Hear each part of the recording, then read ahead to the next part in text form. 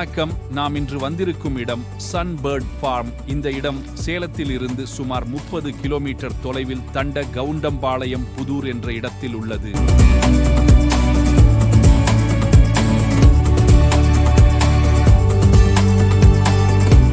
5 acre பரப்பளவில் மஞ்சள், வாழை, நெல்லிக்கனி, தென்னை மரம், பனை மரம், சப்போட்டா மற்றும் அரிய வகை காய்கறிகள், பழங்கள் விளைவிக்கப்படுகிறது.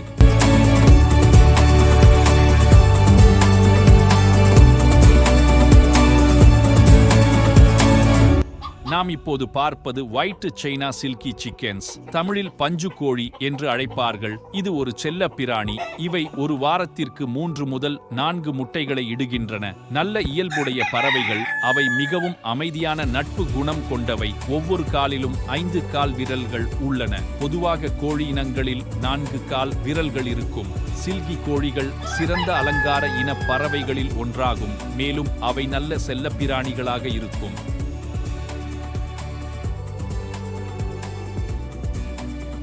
இவை நாட்டுக்கோழி இனத்தைச் சேர்ந்தது.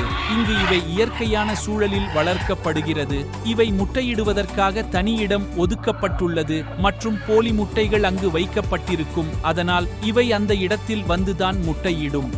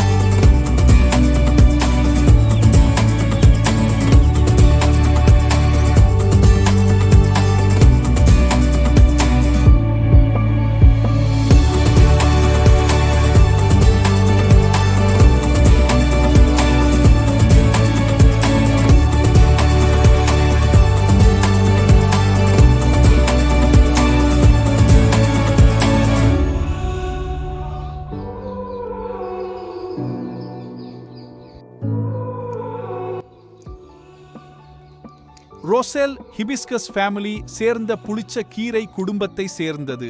இதில் கால்சியம், அயன், மெக்னீசியம் மற்றும் vitamin C, B1, B2, B6 நிறைந்தது.